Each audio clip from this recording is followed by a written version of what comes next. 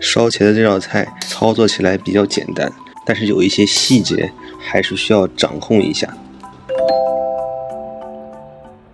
这个茄子要买那种嫩的茄子，皮儿特别嫩的，皮儿不能光滑，块儿要切大一点，越大越好。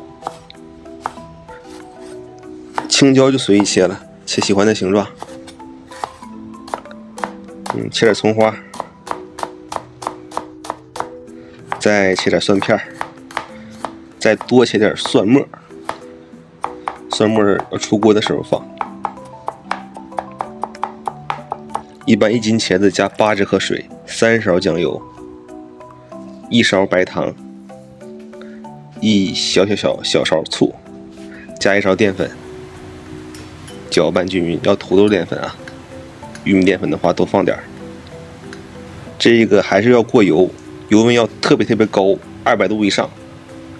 把茄子放进去，争取2分钟之内炸至金黄，这样的话能更好的保留茄子原来的风味，鲜嫩的茄子味儿，而且减少浸油，因为茄子炸的时间短，没有把茄子炸干，里面会有水分析出，这样油就会排出去，同时还有焦香味儿。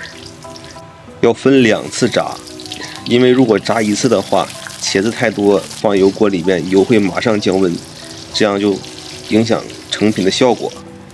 控一下油啊，把这个青椒也炸一下，炸个10秒左右。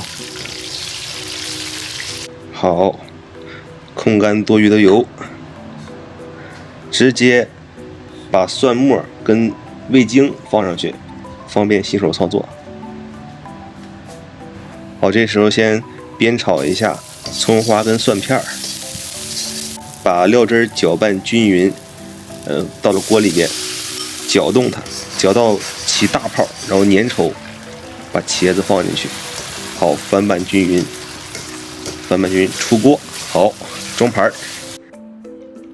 味儿特别正，而且里边有茄子那个鲜嫩味儿。像这样操作并不是很油，对吧？好，就这样，谢谢观看，感谢关注。